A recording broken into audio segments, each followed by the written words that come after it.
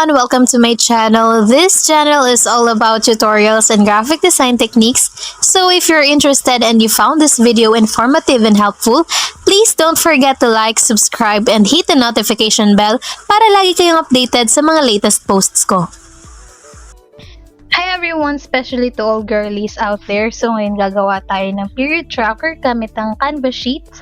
And sa totoo lang, ako din ay isang beginner. And ang ituturo ko sa inyo is beginner friendly. Okay? So sabay-sabay tayong matuto sa paggamit ng Canva sheets. And ngayon ang gagawin natin is period tracker. So punta tayo dito sa Canva sheet. And then, automatic, pagpunta nyo dito is may magpa-pop up sa screen nyo ng mga templates, suggested templates, ito na pwede natin gamitin. Pero since ang gagawin natin is period tracker and wala pa naman ditong available na period tracker, magpipili lang tayo dito for design and mamaya i-edit natin siya. Halimbawa, this one kasi pink. So, add as new page. So, since period tracker, so, very pink tayo. So, palitan natin itong title. Dito tayo sa gitna maglalagay para hindi siya masyadong period tracker. And then, para palakihin yan, dito tayo, mag-add tayo ng para mas malaki yung font niya. Okay, so sa column 1, ang ilalagay natin is, dito naglagay ako dito sa notes, is date start. Okay, so dito, yung column 1, palitan lang natin, date start. Sige, edit ko tuloy itong my period tracker. Ayan, para mas ano siya. And then, next column is date end. So, syempre, i-note din natin kung kailan nag-start and kailan nag-end para sa susunod na menstruation natin. Alam natin kung may changes ba about sa kung gaano katagal, sa duration ng period natin, matatrack natin kung mas longer ba siya ngayon or mas shorter. So, mas better na alam natin yung duration ng ating period. And next is cycle length. So, dito, para hindi na kayo, halimbawa, naglagay kayo dito ng date start and date end. So, para hindi na kayo magbibilang kung ilang days. So, dito, ilalagay na natin siya sa cycle length. Okay, and then, next is period duration.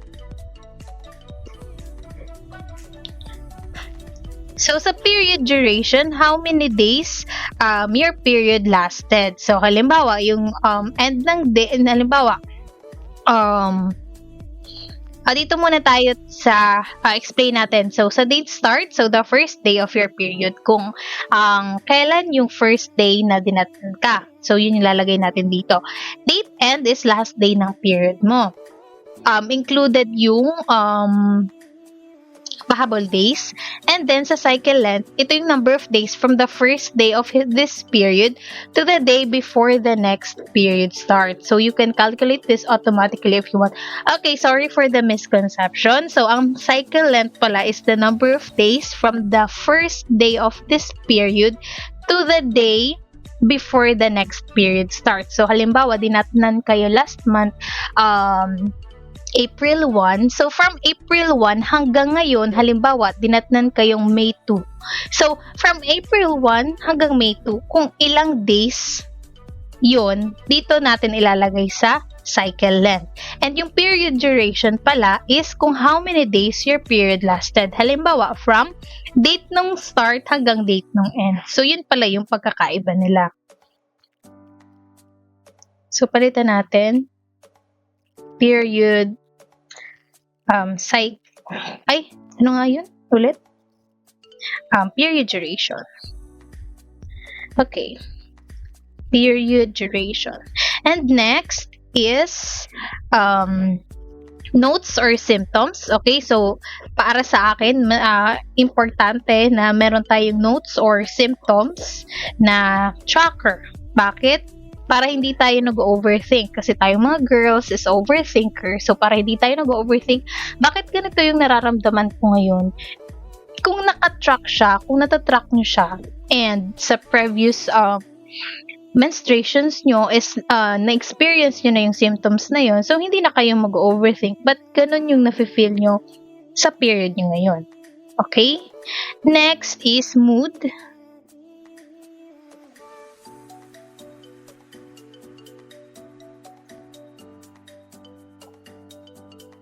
Okay, sa mood, so matatrack natin dito yung daily natin na mood or during the period, kung happy ba kayo, tired, and kung irritable kayo, syempre, okay din na natatrack natin yan para alam natin, aware tayo na ngayong period natin, ganito yung nafe-feel natin. So, sa susunod, kapag yun din yung nafe-feel natin, hindi na tayo mag-overthink. Bakit? Ganun yung emotions natin.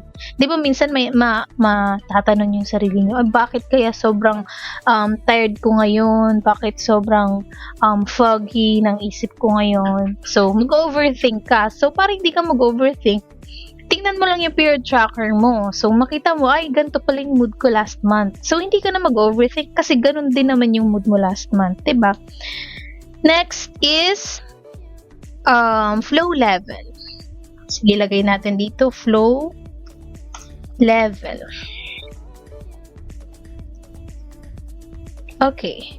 So, dito sa flow level, of course, lalagay natin dito mamaya yung options na light, medium, or heavy. So, of course, pag first day, light lang muna siya. And pagpunta naman sa nasa second day or third day, mag-heavy talaga siya. So, i-note natin dito na from date to end. So, the summary, halimbawa, kung sobrang heavy, so heavy lalagay nyo. Pero pag hindi naman masyado, medium. Kasi diba, nagbabago din naman talaga yung cycle ng nating mga girls. So, minsan sobrang heavy, minsan light lang din naman. Ganon. Pero it doesn't matter. Basta dinadatnan kayo every month and regular. Okay lang naman yun. Then, ovulation date. So, dito, yung ovulation date is, optional lang naman siya. So, ito yung estimated ovulation date ang ilalagay natin dito. So, usually, ang ovulation kasi, it happen around 14 days before your next period. So, kapag halimbawa, nilagay nyo date start, halimbawa ngayon, May 24. So, bibilang kayo 14 days before May 24. And yun yung ilalagay dito sa ovulation date. Okay? So, i-ano lang natin siya. Ayusin ko lang yung alignment. Here, para maayos yung alignment dito, para nasa gitna siya, hindi siya dyan nasa gilid. And then, apply natin siya sa lahat. Okay. So, ngayon, ang gagawin naman natin is, since dito lang naman, so, i-cut na natin to dito.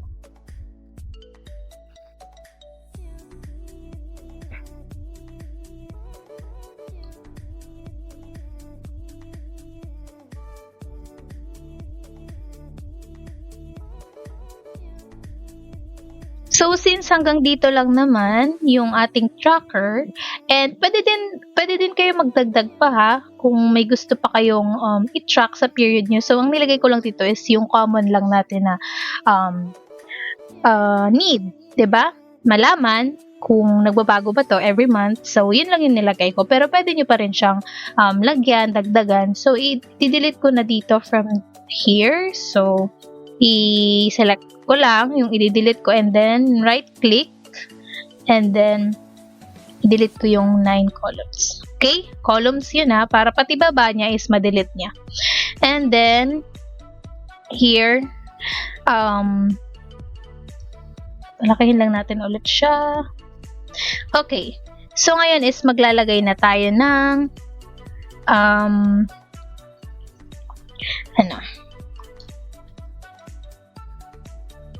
Okay, so dito, maglalagay tayo since date start ang nakalagay dito. So, dito tayo sa actions and then date. Okay? Date. Kasi, pag pinindot nyo yan, ayan, automatic may lalabas na calendar. So, pipindutin nyo na lang siya. Halimbawa, ngayon kayo dinatnan. So, ito yung pipindutin. May 24. Okay?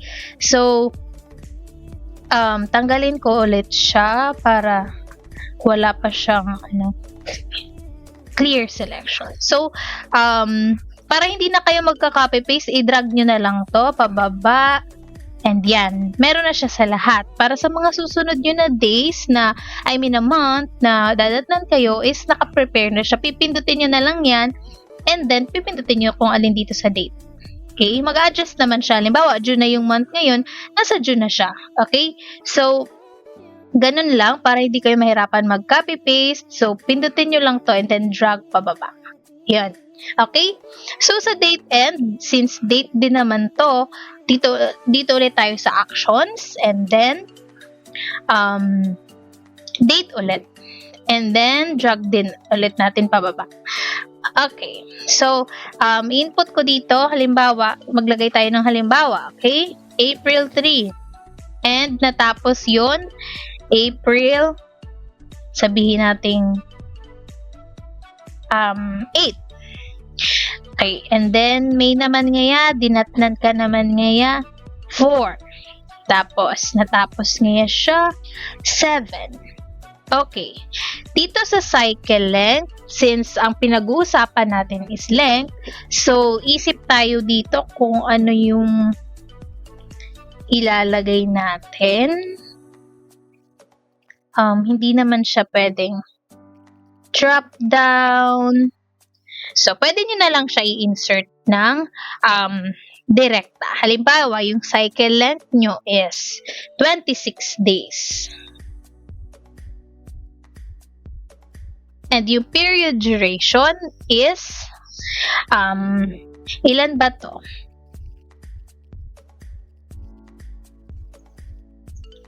Okay, 5 days. Dito naman, ilan nga to?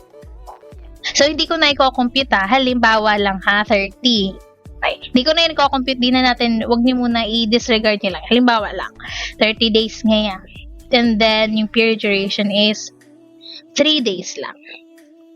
And dito, notes and symptoms. Since notes and symptoms siya, pwedeng wag kayo maglagay, wag kayo maglagay ng actions, direkta nyo na lang ilagay since notes lang naman siya. And pwede din kayo maglagay ng drop down. So, sa drop down, pwede kayo ang mag-decide. Halimbawa, option 1, edit. So, symptoms. Halimbawa, dysmenorrhea. And then, option 2, ano pa ba? Fatigue. Yun yung mga common dip.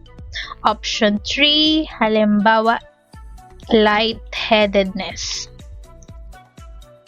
Okay. So, ganyan, since may nalagay na kayo, drop down na siya. Halimbawa, ito. Ayan. Or ito din. Or, pwede naman ito. 'Di ba? So, mayroon kang choices. And kung gusto mo padagdagan, dito lang kayo sa add new option and ilagay nyo lang. Okay? Halimbawa, dizziness. Okay, tapos check nyo lang. And then, dyan na yan sa choices nyo. And, pwede din naman kayong maglagay lang direkta. Halimbawa, since dito, 'di ba, sa drop down, isa lang yung mapipili nyo. So, pwede naman kayong magdirekta lang. Halimbawa, lightheadedness and headache. Okay, ganyan. Pwede din naman ganito. So, kayo ang bahala. Okay? So, dahil na-try natin dito yung drop down, so para hindi na tayo mag-copy-paste. Yan na lang. Okay? And then, sa mood. Okay, ganun din. Pwedeng direkta kayo maglagay ng text and pwede din naman dito sa actions. So, dito pwede din tayo maglagay ulit ng drop down. sa mood, happy. Ano ba yung mga mood natin? Happy, emotional, diba? Minsan emotional tayo.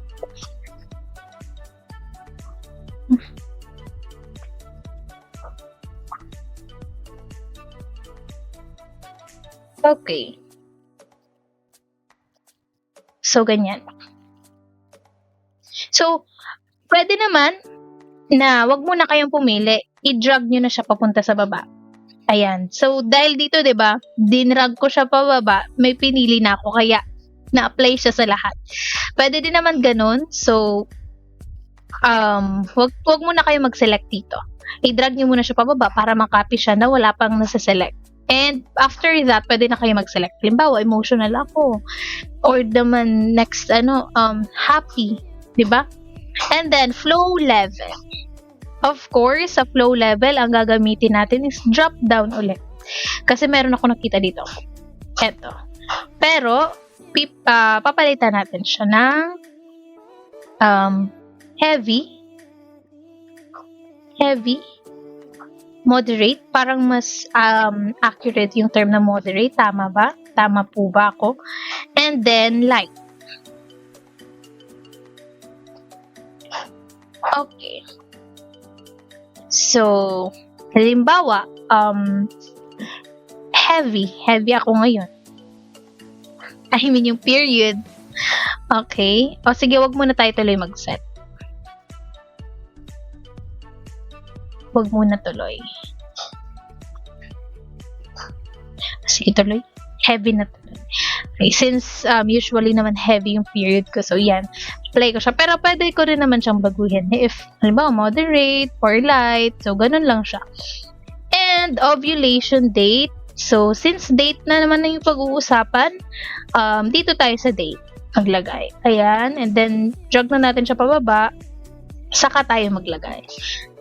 Okay, ulitin ko, yung ovulation date is 14 days before your period. So, April 3 yung date na nag-start. So, count kayo backwards 14 days before April 3 and yun yung ovulation date. So, tingnan natin. April 3. So, 1, 2, 3.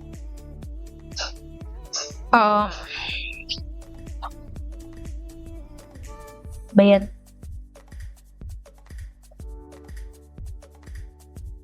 Ayaw magpakuha. Okay, basta yun. 14 days before your period is your ovulation date. And input nyo lang siya dito. Halimbawa, yan. Okay? So, yun. And kung aalisin nyo naman, pwede nyo naman siyang i-delete. Clear selection. Ito, pwede din naman to. I-clear selection natin to lahat. Wait lang. Clear selection. Clear selection. Okay, pwede yun. Pwede ganun, isahan siya. Okay. And then, next naman. Since the day that you went away,